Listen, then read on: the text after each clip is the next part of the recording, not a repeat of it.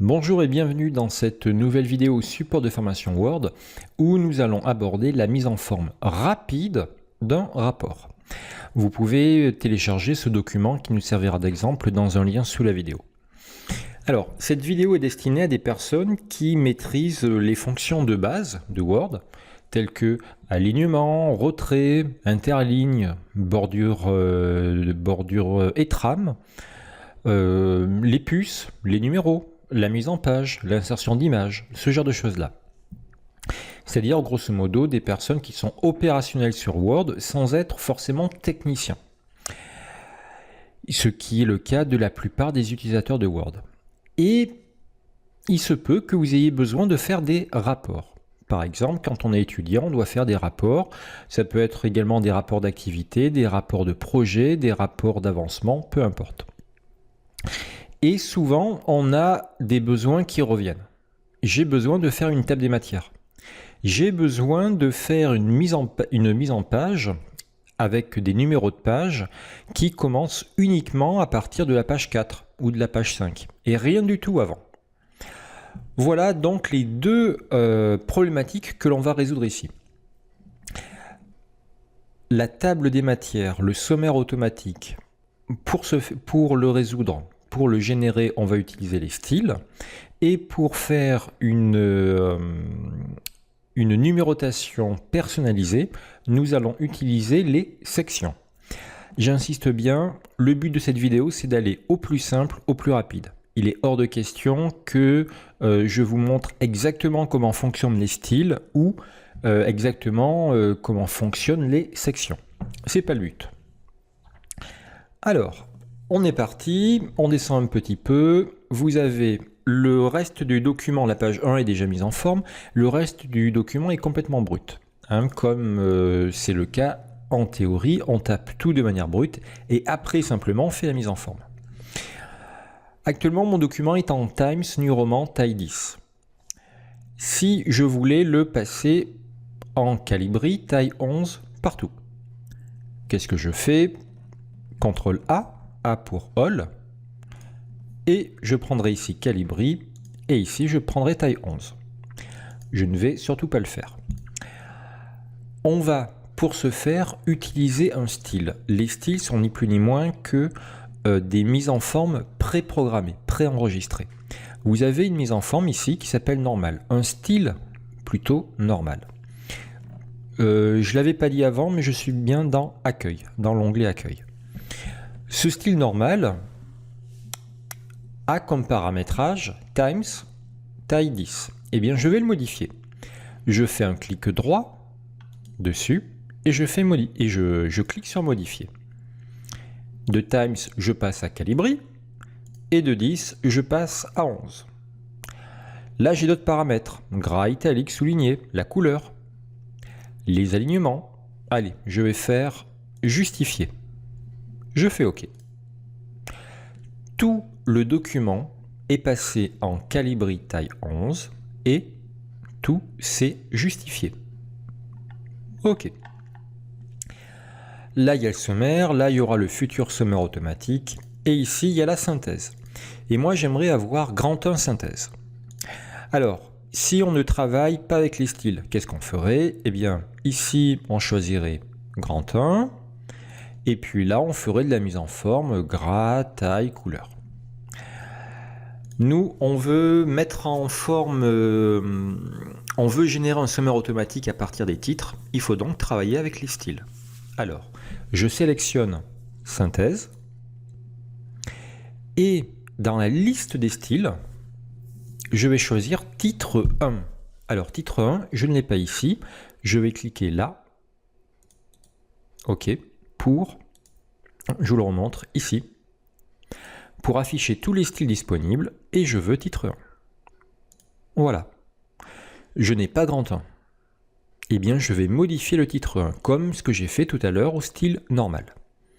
Titre 1, c'est le titre du style en fait. Clic droit, modifier. Moi, je veux du Calibri, je veux une taille 12. Allez, couleur bleue.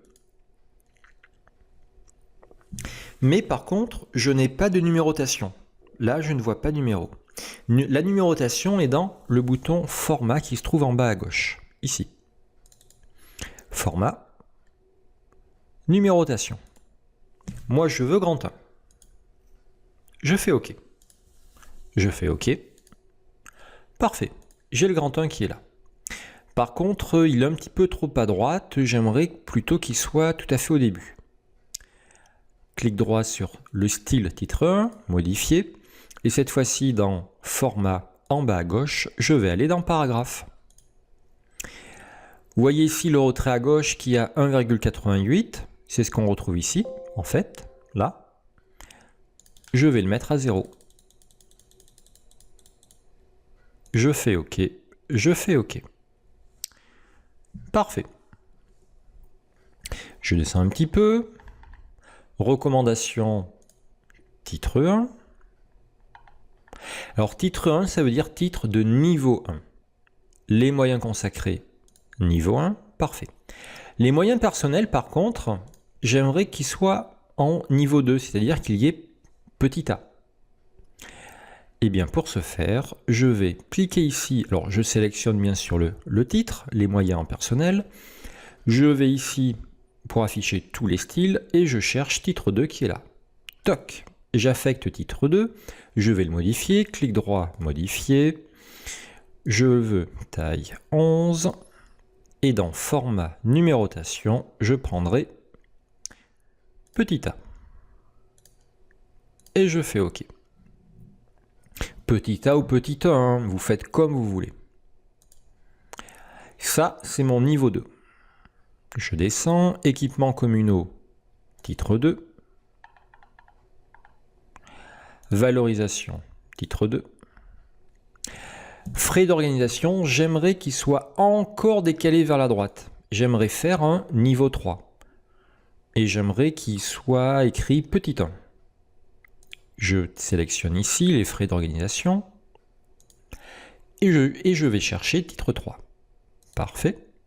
Je le personnalise. Clic droit, modifier. Format numéro, je vais prendre petit 1. Je fais OK. Taille 11.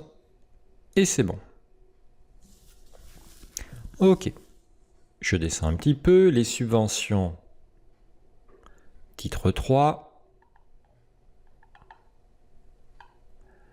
Dépenses, titre 2. Ici, titre 1. Vous voyez que la numérotation se suit. La saison éclat de fête, c'est un niveau 2. Donc je vais cliquer sur titre 2. Or là, il m'affiche petite e, parce qu'au-dessus, j'avais le petit d. Et moi, c'est parce que je veux que ça retourne à 0. C'est-à-dire que ça recommence à partir de la lettre A. Donc, je clique sur le E, un clic normal, un clic gauche, puis je fais un clic droit, et là, je fais redémarrer à A. Parfait. La fréquentation, c'est un niveau 3. Voilà. Bilan financier, c'est un niveau 2. Peu importe. Hein. Voilà. Là, j'ai bien petit b. Le bilan financier. Donc, voilà comment très rapidement on peut organiser, hiérarchiser ces titres. Je ne vais pas aller plus loin dans les explications. On pourrait améliorer bien sûr l'affichage, faire en sorte que les niveaux 3 soient un petit peu décalés à droite, ce qui est tout à fait possible. Il faudrait augmenter le retrait à gauche du style titre 3. Voilà, il y a encore un petit peu de boulot à faire, mais nous c'est l'aspect fonctionnel qui nous intéresse, hein. Vraiment ça. Allez, je remonte tout à fait en haut, au niveau du sommaire. D'ailleurs, le mot sommaire, on peut le prendre et le supprimer. Et maintenant, nous allons insérer le sommaire automatique. On va aller dans Références, Table des matières automatique 1. Et voilà le sommaire qui est inséré. Voici comment très rapidement on peut insérer un sommaire automatique. Il faut savoir également que si les titres changent de page, la synthèse est sur la page numéro 2. Recommandation est également sur la page 2. Mais si avant recommandation, je fais un retour à la ligne et encore un autre, et que je mette recommandation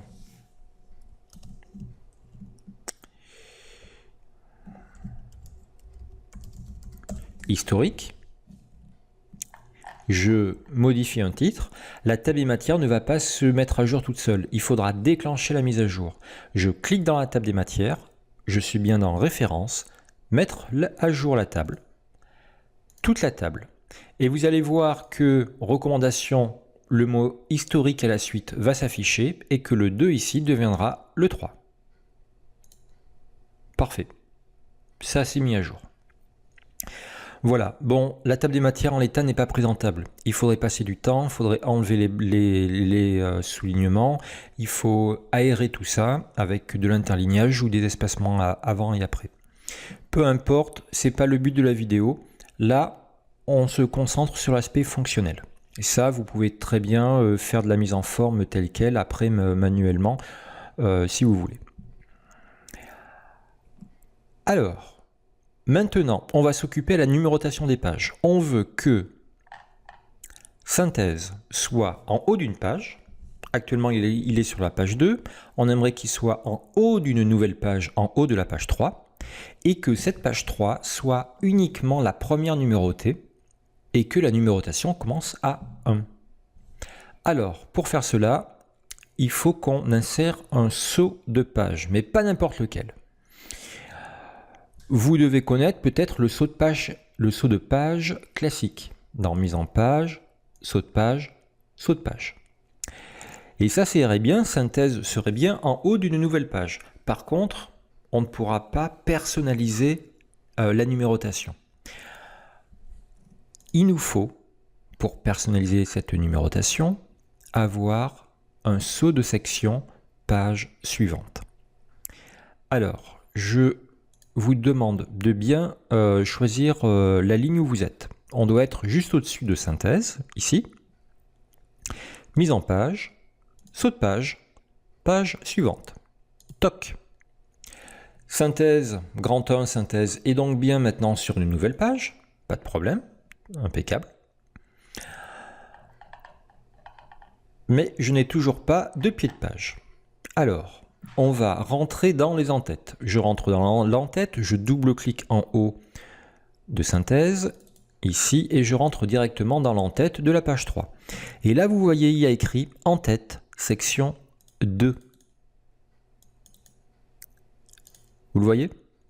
Et au-dessus, j'ai pied de page, section 1. Ce qui veut dire que la page numéro 1, le titre, et la page numéro 2, le sommaire automatique, représente la section 1 et que la page numéro 3 jusqu'à la fin, la page 10 dans mon cas, représente la section 2. Le but, ça va être de mettre uniquement un pied de page et éventuellement une en-tête sur la section numéro 2. Alors, pour ce faire, il faut déjà que je casse la liaison qu'il y a entre les sections. Je suis dans l'en-tête de la section 2 et là, il y a lié au précédent, que je retrouve ici, identique au précédent. Eh bien, je désactive. Maintenant, l'en-tête de la section 2 est complètement indépendante de l'en-tête de la section 1. Je pourrais avoir deux en-têtes différentes. Je veux aller dans le pied de page pour faire la même chose. Je fais atteindre le pied de page. Je suis dans le pied de page de la section 2. Et comme tout à l'heure, je vais désactiver lié au précédent. À partir de là, je vais dans numéro de page, bas de page. Ici, je vais récupérer un numéro de page qui me plaît. Allez, je vais prendre celui-là. Allez, au hasard. Il faudrait le mettre en forme, changer la police, changer la taille. Je le laisse tel quel pour l'instant. Je vous laisserai faire les finitions de tout seul. Actuellement, il y a le numéro 3, ce qui est normal parce que je suis sur la page numéro 3 qui est là. Si je remonte, sur la section 1, il n'y a pas de pied de page. Parfait.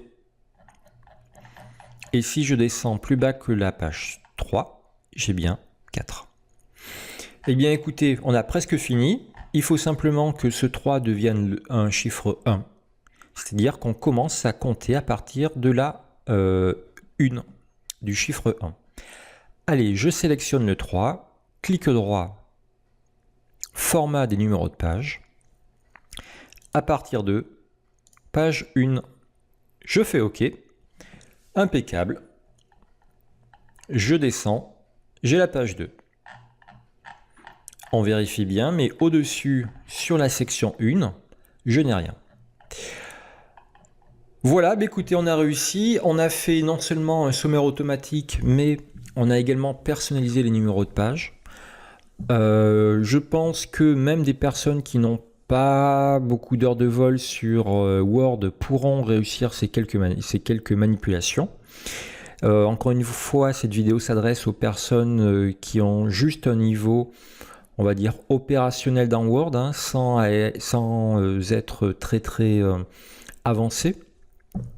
Si par contre vous êtes intéressé pour aller plus loin dans les formats et aller plus loin dans les sections, je vous inviterai à voir les vidéos de la playlist Word niveau 2, où là vous aurez beaucoup plus de détails et d'exercices. Voilà, bah écoutez, si vous avez réussi le sommaire auto et les numéros de page, je vous dis bravo et à bientôt.